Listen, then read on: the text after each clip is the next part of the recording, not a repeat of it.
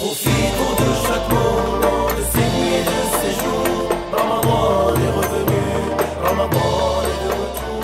Dans le meilleur des... Othman ibn Affan, émir des croyants, troisième calife bien guidé. Qui était-il? Quels étaient ses mérites? Quelles étaient ses qualités morales, ses traits de caractère? Ramadan, saison de la bonté. Profitons, cueillons ces nobles fruits. Radio Sunnite. Bienvenue à tous dans le programme Radio Sunnite, la voix de la PBIF. Je vous souhaite un Ramadan béni et je vous retrouve aujourd'hui en compagnie du docteur Memdouh qui est venu nous parler d'un grand compagnon du prophète, sallallahu alayhi wa sallam, Othman ibn Affan. Docteur Memdouh, assalamu alaykum. Wa alaykoum salam. Merci pour ce chaleureux accueil. C'est avec honneur et plaisir que je vais vous raconter une partie de la vie de l'émir des croyants, notre maître Othman ibn Affan. Alors, si ce n'est pas déjà fait, je vous invite à liker la vidéo, à commenter, à la partager, afin d'aider à diffuser ce grand bien, qui est la science de la religion, et surtout inviter votre entourage à écouter le programme Radio Sunnite durant ce mois béni sur YouTube @APBIF. Docteur Memdouh, alors pour commencer, où est né notre maître Othman? D'abord, sachez que le nom complet de notre maître Othman ibn Affan, que Allah l'agrée, est Abu Abdullah Othman ibn Affan, fils de Abu al-As et Arwa.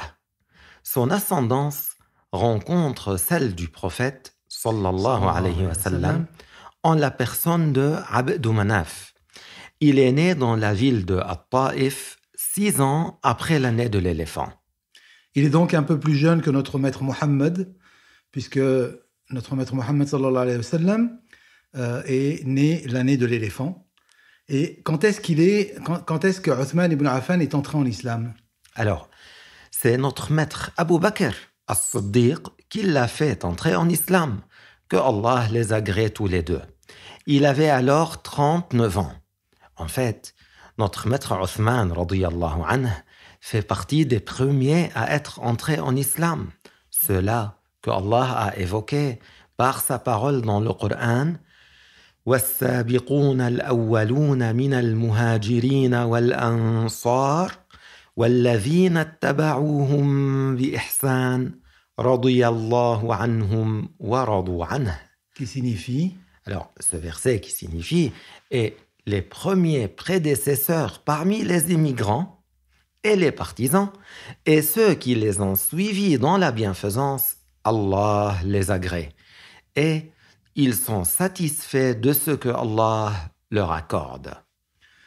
Il est donc parmi les premiers à entrer en islam et il fait partie des meilleurs des compagnons. Tout à fait. Il fait partie des 10 à qui le prophète alayhi salatu wassalam a annoncé la bonne nouvelle. Quelle bonne nouvelle? Qu'ils seront au paradis, en les citant l'un après l'autre dans un seul hadith. C'était lorsque le prophète sallallahu alayhi wa sallam a dit Abu Bakr fil Jannah, wa Umar fil Jannah, wa Ali fil Jannah, wa Uthman fil Jannah, wa Talha fil Jannah, wa Zubayr fil Jannah, wa Abd al-Rahman ibn Auf fil Jannah, wa Sa'd ibn Abi Waqqas fil Jannah, wa Sa'id ibn Zayd fil Jannah, wa Abu Ubaydah ibn al-Jarrah fil Jannah. Alors, en français, le sens du hadith, oui, c'est que notre maître Abu Bakr sera au paradis. Omar sera au paradis. Ali sera au paradis. Othman sera au paradis. Talha sera au paradis. Az-Zubayr sera au paradis. Abdurrahman ibn Auf sera au paradis. Sa'd ibn Abi Waqqas sera au paradis. Sa'id ibn Zayd sera au paradis. Et Abu Ubaydah ibn al-Jarrah sera au paradis.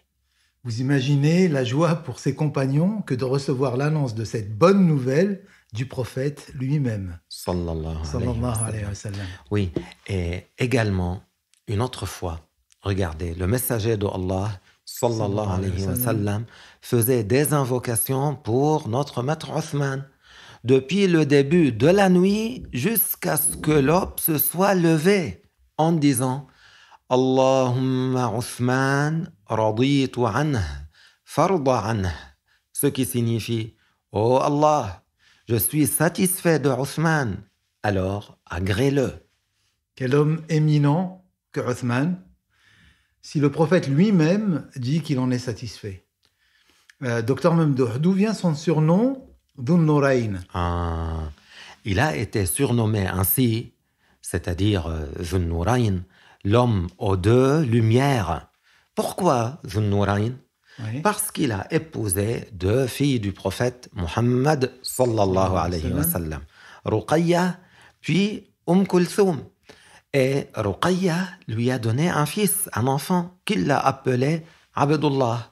Et d'ailleurs, c'est de là qu'on tire son surnom, Abu Abdillah. Abu Abdillah. On remarque à quel point c'était un homme de bien,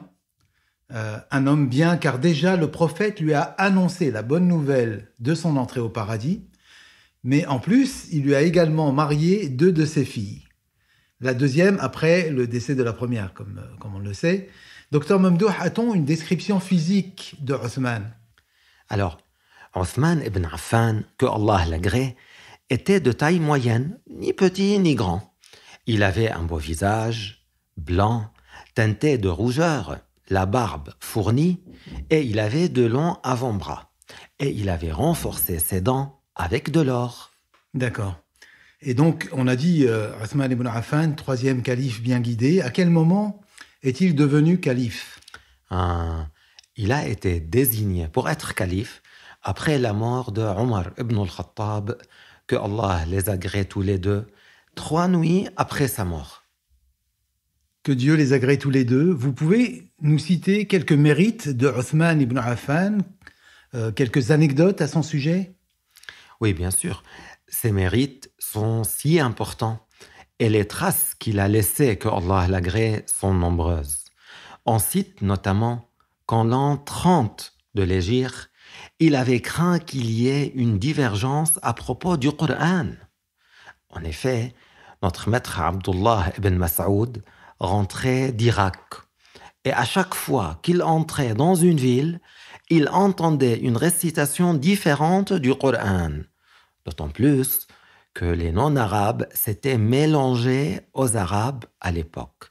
Alors, il est donc venu voir notre maître Uthman radiyallahu anhu et il lui a dit « Je crains que le Coran ne se perde ».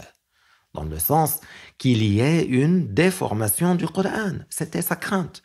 Alors, Sayyidina Uthman, il s'est concerté avec les plus grands des compagnons qui étaient encore vivants et ils lui ont conseillé de faire quelque chose. Quelle chose? Eh bien, Uthman a ordonné d'écrire 5 ou 6 exemplaires et d'envoyer un exemplaire en Irak, un exemplaire en Égypte, un exemplaire laissé à Médine, un autre au pays du Cham, et ce pour qu'il soit une référence sur laquelle les gens de cette région puissent se baser. Et il n'y a jamais eu, par la grâce de Allah, de divergence au sujet du Coran. Oui, et donc il a été une grande cause de bien pour les musulmans. Oui, oui. Et nous pouvons aussi mentionner que Uthman, que Allah l'agrée, a rajouté, vous savez quoi, un deuxième appel à la prière le jour du vendredi. Oui. Aujourd'hui, le jour du vendredi, vous entendez 2 appels à la prière. Et cet appel, le deuxième, a été rajouté par notre maître Uthman, radiyallahu anhu, qui correspond au début de l'entrée du temps de Dhuhr. Il y a d'ailleurs en cela une preuve qu'il est permis d'innover quelque chose que le messager de Allah, sallallahu alayhi wa sallam, n'a jamais fait. Mais il y a quand même des conditions, à condition que la chose innovée soit conforme à la religion. Et je vais vous raconter l'histoire, comment ce deuxième appel à la prière a été ajouté. Lorsque les gens sont devenus nombreux à Médine et qu'il y avait aussi beaucoup de gens à l'extérieur de Médine, c'est-à-dire que la ville s'était étendue. Et afin que les gens puissent arriver à la prière, notre maître Othman a ordonné de faire un deuxième appel à la prière. Avant lui, il n'y avait qu'un seul. Qu'a fait notre maître Othman? Il a ajouté un deuxième appel. Ce deuxième appel est dit en premier le jour du vendredi, au tout début du temps du Dhuhr. Le adhan qui existait à l'époque du messager de Allah, sallallahu alayhi wa sallam, de notre maître Abu Bakr, de notre maître Omar, est fait lorsque l'orateur monte sur le minbar. Restez avec moi. Ils attendaient que le khatib monte sur le minbar pour faire cet appel. Donc, Othman a fait faire un autre appel avant celui qui se faisait à l'époque du prophète, sallallahu alayhi wa sallam, à l'époque de Abu Bakr et à l'époque de Omar. Cet appel était fait au moment de l'entrée du temps du Dhuhr, juste après le début du temps du Dhuhr. Et depuis cette époque, que font les musulmans? Ils ont ajouté ce deuxième appel. Oui, donc ce deuxième appel, ajouté par notre maître Othman, radiyallahu anhu, a été pris en considération par la communauté musulmane depuis des siècles, depuis l'époque. Et personne n'a émis d'objection contre lui. Qu'est-ce que nous disons de cela? Que c'est une bonne innovation. Une bonne innovation. Vous faites bien de rappeler ce point important qu'il y a des bonnes innovations dans notre belle religion et celui-ci en est un exemple. Alors, Dr Memdouh, sur les mérites, est-ce qu'on peut poursuivre sur les mérites de Othman et les nombreuses qualités de cet homme? Nous savons le concernant que les gens lui témoignaient beaucoup de respect. Oui, radiyallahu anhu. Et parmi ses mérites, c'est que c'est le prophète lui-même, sallallahu alayhi wa sallam, qui l'a décrit comme étant un homme qui a beaucoup de pudeur et pour lequel les anges avaient beaucoup de respect. Tout comme cela a été rapporté de Aïcha, la mère des croyants, que Allah l'agrée. Elle a dit, ô messager de Allah, lorsque Abu Bakr puis Omar ont demandé l'autorisation d'entrer pour te voir, tu le leur as autorisé. Et tu as gardé la même position. Et lorsque Othman a demandé l'autorisation, tu t'es rassis et tu as arrangé tes vêtements. Alors le prophète, sallallahu alayhi wa sallam, a dit à notre dame Aïcha, « Ala astahi min rajulin tastahi minhu al-malaika » C'est-à-dire, comment voudrais-tu que je traite un homme envers lequel les anges éprouvent de la modestie et du respect, tellement il a de la pudeur et l'excellence du comportement. Et sachez également que Sayyidina Othman, radiyallahu anhu, achevait la récitation du Coran dans sa totalité, en une seule rak'a, dans la prière en une seule rak'a.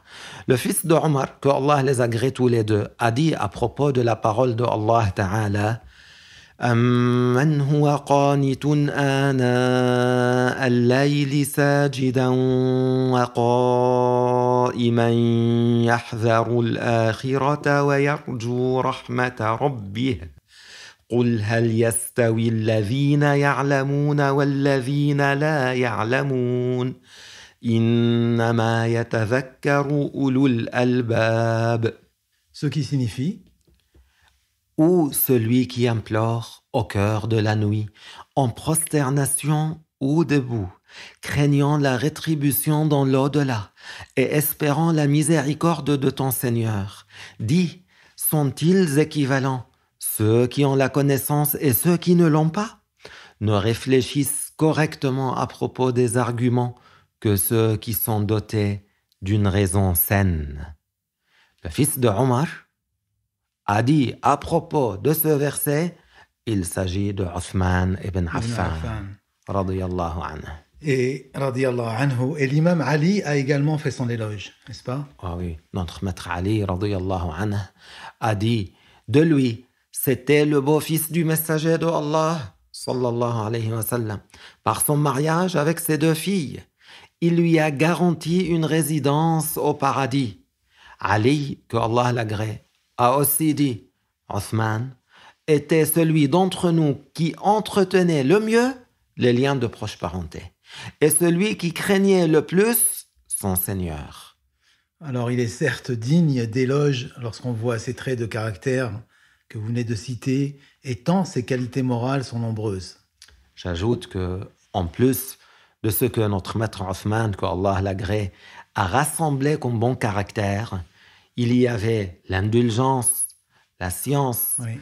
la générosité, la pureté, l'ascèse, et il était parmi les gens celui qui était le plus modeste. Alors, on aimerait bien que vous nous donniez des exemples qui soulignent ces traits que vous venez de citer. Ils sont nombreux, mais par exemple, Othman apportait de nuit l'eau du wudu lui-même. Il lui a été dit, si tu l'avais ordonné à certains serviteurs, ils te l'auraient ramené et t'auraient épargné de le faire toi-même. Il a répondu, non, la nuit est pour eux, ils se reposent. Un autre exemple, Oui.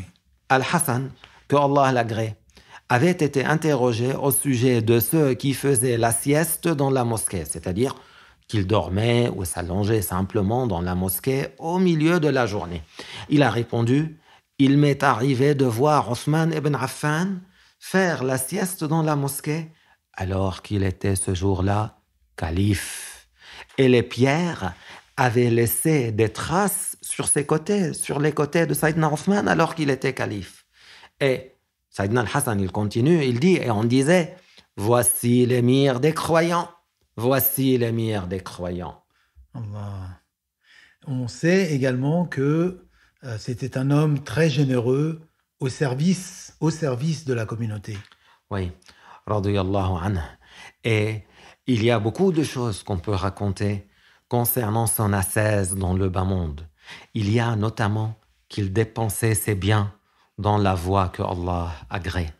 Le prophète, sallallahu alayhi wa sallam, avait une fois adressé un discours aux gens pour les inciter à donner pendant une année d'une grande difficulté. Othman a dit, « Je m'engage à fournir 100 chameaux, et ceci dans la voie que Allah agrée. » Puis le messager d'Allah, sallallahu alayhi wa sallam, avait de nouveau incité les gens à faire des dons. Et Othman, que Allah l'agrée, a dit, « Je m'engage à fournir 200 chameaux dans la voie que Allah agrée. » Mais le messager, sallallahu alayhi wa sallam, avait de nouveau incité à faire des dons. Et Othman, radiyallahu anhu, a dit, « Je m'engage à donner 300 chameaux dans la voie que Allah agrée. » Et le messager de Allah, alayhi salatu wassalam, était alors descendu du minbar en disant « Ma ala Uthman ma amila ba'da hadhih, ma ala Uthman ma amila ba'da hadhih » ce qui signifie Uthman a gagné par cet acte beaucoup de récompenses. Et il l'a répété 2 fois. Oui, il l'a répété 2 fois. Sallallahu alayhi wa sallam. Sallallahu alayhi wa sallam. Docteur, juste si on peut s'arrêter sur ce point, ça montre bien que l'argent n'est donc pas blâmé dans tous les cas. On peut avoir de l'argent et l'utiliser dans le bien. Bien sûr. Et le prophète, alayhi salatu wassalam, a dit « Ni'mal malu salih li rajuli salih » ce qui signifie « Quel bienfait que l'argent licite aux mains d'un homme vertueux. » L'homme vertueux qui obtient son argent d'une manière licite et qui le dépense dans les voies de bien. Quel bienfait cet argent sera pour lui. Et nous avons en la personne du prophète, sallallahu alayhi wa sallam, et en ses compagnons que Allah les agrée, un excellent exemple dans la manière d'utiliser l'argent ou dans les voies du bien et de bienfaisance. Il n'y a pas de doute. Donc celui qui obtient son argent d'une manière licite et qui l'utilise de façon licite en s'en servant pour combler ses besoins, ceux de sa famille, en dépensant dans les voies de la bienfaisance et du bien dans l'intention de se préserver, ou bien en l'utilisant pour son épouse avec une bonne intention, ou pour ses enfants, ses parents, ses proches parents. Alors il s'agit là d'un immense bienfait de la part de Dieu envers son esclave croyant. Oui. Du moment que c'est dans le halal. Si un croyant obtient son argent d'une manière que Allah a rendue licite et qu'il l'utilise dans ce que Allah agrée, ce sera une aide pour son au-delà, car il sera une cause pour gagner des récompenses dans l'au-delà. Ce sera donc une bonne aide pour obtenir ce qui lui sera utile au jour du jugement, tout comme il a été une aide pour obtenir ce qui lui a été utile dans la vie d'ici-bas. D'accord. Et si la personne a acquis l'argent, mais de manière illicite? D'une manière haram, celui-là qui l'a obtenu injustement, et l'a donc acquis de cette façon illicite, il sera privé de cette bénédiction. Il sera semblable à celui qui mange et qui n'est jamais rassasié, même s'il possède beaucoup d'argent. Il devra en assumer les conséquences au jour du jugement. Que Dieu nous préserve et qu'il nous accorde d'utiliser notre argent dans le bien. Amin, amin. Docteur Memdouh, j'ai entendu que notre maître Othman a acheté un puits et l'a mis à la disposition des musulmans. Alors, est-ce que vous pouvez nous raconter ce qui s'est passé et comment notre maître Othman a été profitable aux musulmans dans cette histoire? Oui, c'est une très belle histoire. Sachez qu'à l'arrivée des émigrants mécois à Médine, les habitants de Médine leur ont réservé un bon accueil. Quand ils ont voulu boire, ils trouvèrent le goût de l'eau de Médine différent, difficile à boire. L'eau ne ressemblait pas du tout à celle qu'ils buvaient à la Mecque honorée, et cela les a chagrinés. Les gens de Médine enduraient le manque d'eau douce et délicieuse, et il n'y avait qu'un seul puits qui s'appelait le puits de Roumain, duquel les musulmans achetaient leur eau et ils la payaient très cher. Ce puits appartenait à qui? À un non-musulman qui était attaché à l'argent. Il était cupide. Il ne s'intéressait qu'au fait d'amonceler de l'or et de l'argent. Si quelqu'un venait lui demander de boire de l'eau de son puits, il refusait et n'acceptait qu'après, qu'on la lui achète, et à un prix très élevé. Le prophète, sallallahu alayhi wa sallam, lui qui veillait beaucoup sur l'état des croyants et était miséricordieux envers eux, a réuni certains de ses compagnons riches, parmi lesquels il y avait notre maître Othman. Radiyallahu anhu. Le prophète alayhi salatu wassalam a informé les compagnons que celui qui achètera le puits de Roumain pour en donner à boire aux musulmans aura le paradis comme récompense. Allah. Notre maître Othman, qu'Allah l'agrée, a réfléchi et s'est empressé pour le faire. Il est allé rapidement voir le propriétaire du puits pour négocier avec lui une transaction bénéfique qui soit dans l'intérêt des deux. Notre maître Othman, qu'Allah l'agrée, a ainsi exprimé son désir d'acheter le puits de Roumain à son propriétaire avare. Mais lorsque ce dernier, le propriétaire, a vu que notre maître Othman voulait absolument l'acheter, qu'est-ce qu'il a fait? Il a augmenté le prix très fortement. Subhanallah. Mais cela n'a pas découragé notre maître Othman, qui est demeuré résolu à l'acheter. Et après négociation, les deux parties sont arrivées à la solution suivante. Notre maître Othman a acheté seulement la moitié du puits. L'objectif de notre maître Othman, que Allah l'agrée, était quoi? Que les musulmans puissent prendre de l'eau sans verser de contrepartie. Par recherche de la récompense de la part de Allah. Il a essayé de trouver une solution pour la distribution de l'eau qui soit à l'avantage des musulmans. Est-ce que chaque fois que l'un puisera un seau, l'autre aussi en puisera un entre lui et l'ancien propriétaire? C'est vrai, comment procéder? Il a cherché jusqu'à ce que Allah lui ait inspiré d'alterner les jours. Un jour, ce serait lui qui se servirait du puits. Et le jour suivant, ce serait qui? Le propriétaire. Voilà, le premier propriétaire. Et les musulmans puisaient tout ce dont ils avaient besoin comme eau douce le jour spécifique à notre maître Othman, radiyallahu anhu. Et le jour suivant, l'autre propriétaire attendait les clients, mais personne ne venait. Pourquoi? Parce que les musulmans s'étaient servis la veille. Voilà, et les jours sont passés. Et il y a eu beaucoup de bien dans les familles musulmanes par les bénédictions de ce que notre maître Othman, radiyallahu anhu, avait fait. Et Lorsque le premier propriétaire a vu ça, qu'il a vu que le puits n'était plus rentable financièrement, alors il est allé voir notre maître Othman, radiyallahu anhu. Et qu'est-ce qu'il lui a annoncé? Qu'il était prêt à lui céder le... Voilà, à lui vendre sa partie. Mais notre maître Othman n'a accepté de payer qu'une somme inférieure à ce qu'il avait payé la première fois. Mais le vendeur a accepté. Et tout le puits est devenu la propriété de notre maître Othman, radiyallahu anhu. Et il a fait en sorte que l'approvisionnement en eau soit gratuit pour les musulmans. Que Allah le rétribue pour ce grand bien qu'il a réalisé pour l'intérêt général des musulmans. C'est effectivement une belle histoire. Et en plus de sa générosité, on note également dans cette histoire la grande intelligence de Othman. Docteur Mamdouh, on pourrait vous écouter pendant des heures. Bon, nous approchons de la fin de notre émission. Alors, je vous propose d'évoquer, si vous voulez bien, les circonstances de son décès, qu'Allah l'agrée. Rahimahullah wa radiyallahu anhu.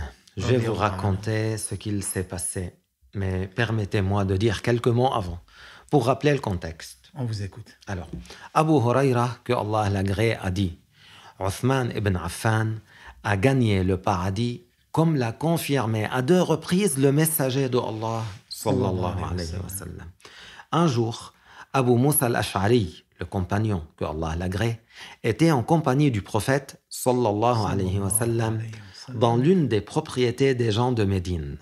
C'est alors qu'un homme est venu et a demandé la permission qu'on lui ouvre.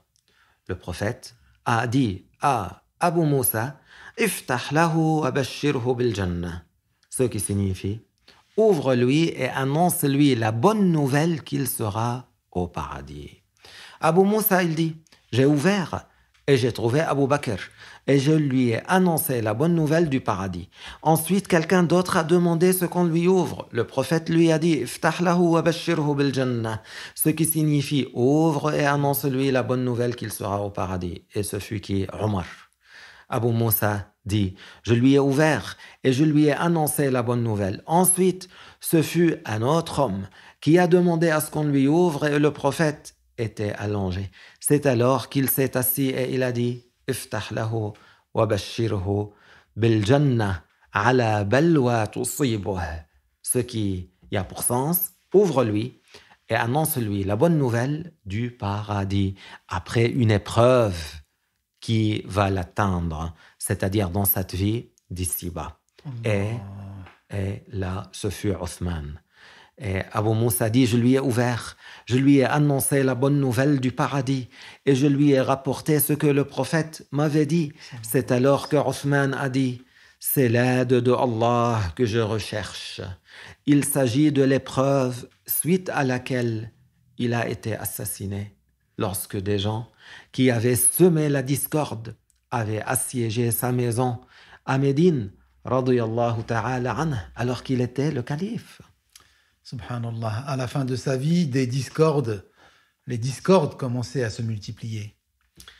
En effet, durant le califat de notre maître Othman, que Allah l'agrée, les critiques vis-à-vis des gouvernements qu'il avait nommés dans différentes contrées ont commencé. Certaines personnes mal intentionnées reprochaient des erreurs de la part des gouverneurs et les ont amplifiées. Ces propos se sont propagés entre certains habitants de ces régions qui se sont mis à parler avec exagération d'oppression et d'injustice de la part des gouverneurs mis en place par Othman dans ces différentes régions. Ces paroles ont fini par parvenir aux plus grands compagnons à Médine. Ils ont parlé à Sayyidina Othman en lui demandant de révoquer certains gouverneurs afin de faire cesser cette dissension. Alors, Sayyidina Othman radiyallahu anhu a envoyé des observateurs dans les différentes contrées pour qu'ils rapportent des informations réelles. Ils sont partis, puis sont revenus en disant « Nous n'avons rien vu de blâmable. » Mais alors, pourquoi ces mensonges? Quel était leur objectif? Qui était derrière tout ça? Alors, j'y reviens. En fait, les semeurs de troubles cachaient leur véritable intention.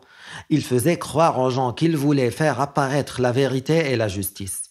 Leur leader dans cette affaire était un non-musulman d'Irak, prétendant mensongèrement l'islam dans le but de semer la dissension et la division dans la communauté musulmane. Les critiques se sont multipliées, ainsi que les ondits à Médine. Les chefs meneurs de la dissension ont contacté leurs adeptes dans les différentes villes en leur disant de se présenter à Médine. Ces derniers sont entrés à Médine sous le prétexte du pèlerinage, en cachant leur complot visant à porter atteinte à Othman, que Allah l'agrée. Ils l'ont assiégé durant 40 jours, allant jusqu'à l'empêcher de se procurer de l'eau. Subhanallah. Mais, subhanallah, c'est triste, mais Othman ibn Affan, il était le calife, il avait un certain pouvoir, il n'avait pas de protection autour de lui, de garde pour se défendre, pour le défendre. En fait, il avait lui-même interdit à ses serviteurs de monter sa garde et il avait demandé aux compagnons qu'on ne fasse pas couler de sang. Oui. Mais certains compagnons avaient craint pour lui et avaient envoyé leur propre fils monter la garde à la porte de sa demeure afin que personne n'y pénètre pour lui nuire. Au point que Sayyidina Ali, radiyallahu anhu, avait envoyé Al-Hassan et Al-Hussein, les deux petits-fils du prophète, sallallahu alayhi wa sallam.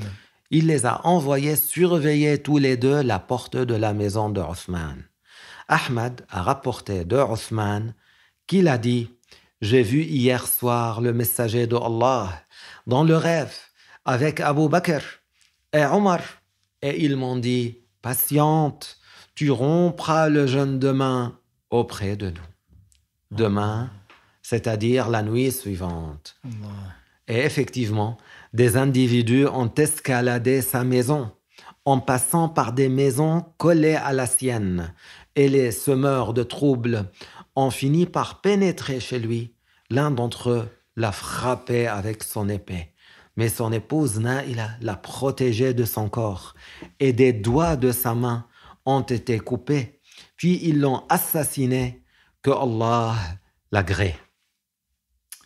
Subhanallah, l'épouse de Othman ibn Affan, que Allah l'agrée, a fait preuve d'un grand courage, masha'Allah.